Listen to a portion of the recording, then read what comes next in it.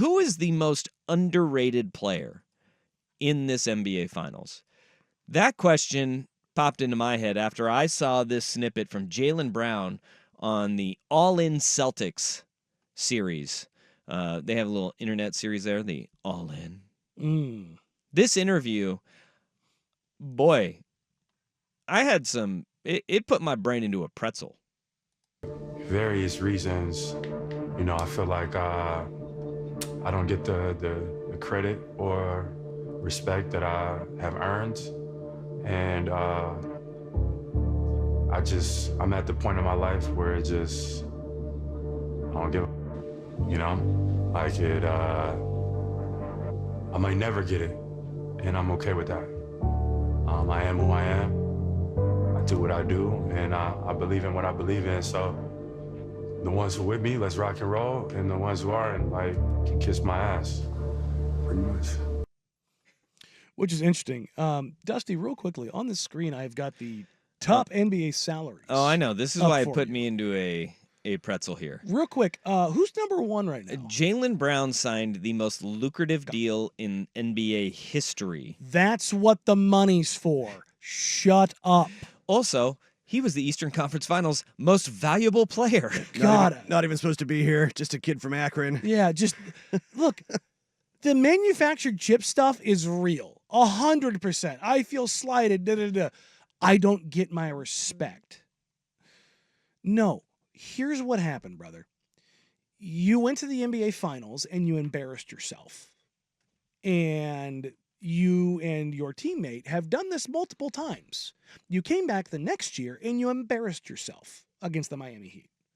And so all of the things that have been given to you already, all NBA slots, the largest contract in the history of the league, all the prestige that comes with it, has been pulled back ever so slightly because you've fallen on your face for the last 2 years. You're not getting respect. You're just getting the public backlash of falling short of all of the other expectations that were heaped upon you that came with the money and the other accolades that you already got. Yeah, I don't think now. I don't think that, and I love Jaylen Brown. I don't think that Jaylen Brown is underrated because he has been all NBA. He is the highest paid player in the league. Like, obviously, he is rated appropriately. And he's often talked about the best player on that team. Is the difference between underrated and disrespected valid, though? No. With him. Because with him in particular. Yes. With him in particular. Not Jason Tatum and Jaylen Brown. Who is the one that ends up getting blamed? Jason Tatum does. Okay. It stops there. Stops there. Who is the one that takes the blame? He is CJ McCollum, if you're going full Portland. Dame got the blame. Dame. CJ had a Teflon shield around him. CJ played the exact card over and over and over again. It's look, different levels, NBA Finals versus not, but it's very similar. There is a Teflon shield in front of you. The interesting thing is you can make the case that Jaylen Brown is more important than Jason Tatum. Yeah. Like in those closing moments, like you can make that case. I don't think it's a perfect one, but I think you can make it. But also, like, this feels very fake and manufactured. Well, I think he ended it. You can kiss his ass then. That's what he said at the end of it. The interesting thing about this is he wants this, and this is not unusual. He's what, 26, 27? Yeah, they're all pretty young. But he's this is peak arrogance. Yeah. This is when your brain and your body are at their highest, and you will never physically be better than that. Like look, man, that's LeBron in Miami. Not 1, not 2, not 3. I'm going to get mine. That period is when you get tongue out Michael Jordan. Yeah. And I think that in this conversation, as I was thinking about it, Jaylen Brown, Jason Tatum, Kyrie Irving, Luka Doncic, properly rated in this series. We know that. I also think that the conversation around Derek White has changed so dramatically that he is properly rated heading into this series as one of the guys who, if Boston is going to win, the importance of Derek White and his impact has got to be felt. I think the most underrated player in this series as we get ready for game 1 tomorrow is Drew Holiday.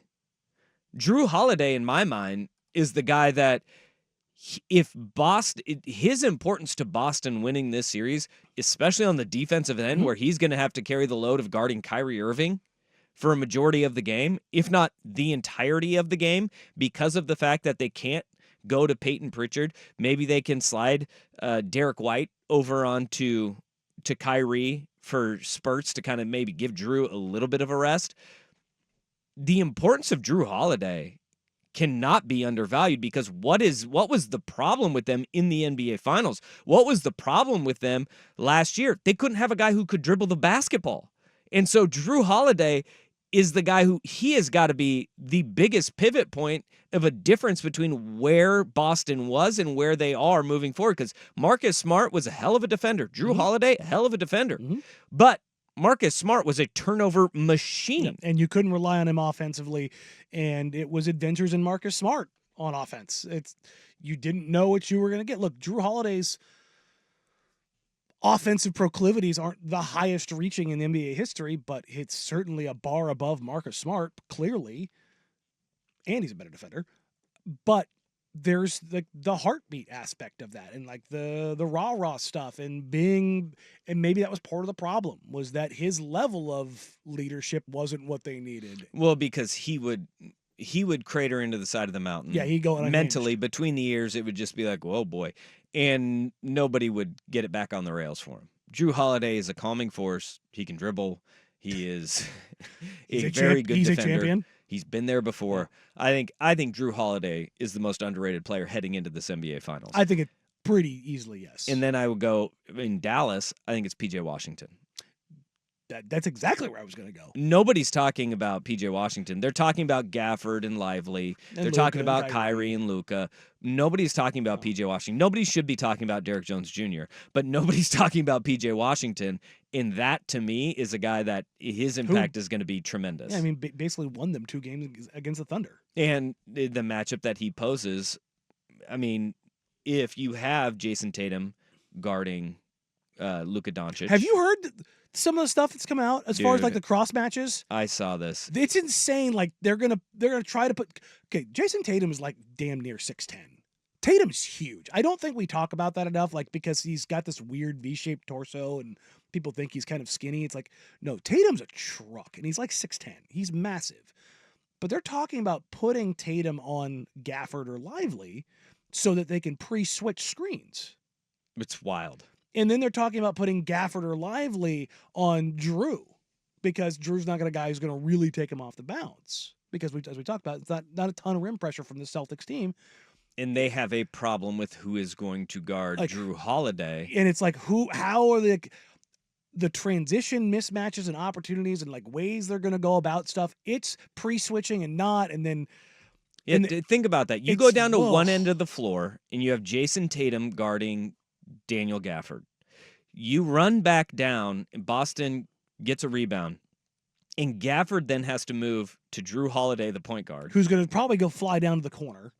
And then who's guarding Jason Tatum? Mm-hmm. Who guards Jason Tatum? Probably PJ Washington. Yeah. And so you have this, it'll be like it's like the chair game, musical chairs. Mm-hmm. As you're running down the floor, it is going to be a complete Thunderdome. It's going to look like little kids basketball where everybody's just crisscrossing all over the floor, not knowing who to guard. Have you seen what they do now for the little kids? The wristbands? Yeah. They put this colored wristbands for who you're supposed to guard. That way you don't forget. I think we're going to be there. Find the color. Like you're going to have like the Livestrong wristbands on guys. Like, not over there. But yeah, these cross matches are going to be so wonky. And I'm just like, are we jumping the shark before the series already starts? Like, or should we just like go back to like, maybe let's play this straight up for the first game and then see what happens. That's what I was just thinking. That we're going to come out game 1. It's going to be status quo. Just vanilla. One's guarding ones, Yeah. two's guarding twos, three's guarding threes. Or like, let's see where things actually live before we try to like outthink the room. No, Joe Mazzulla's watching the town right now going, I got the Buddy, plan. he already had his press I got conference. The plan. He said something along the lines of the journey doesn't stop as long as you're alive. Like talking about the process of the NBA Finals, and it's like,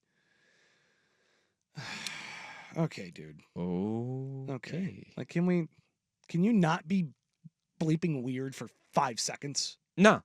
But He's a weird dude. he's got his team though.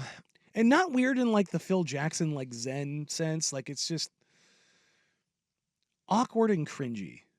Yeah. That's what I get from him. Yeah. All right. Which is such a strange thing in an NBA locker room. But then again, Tatum, Brown, they're, the same.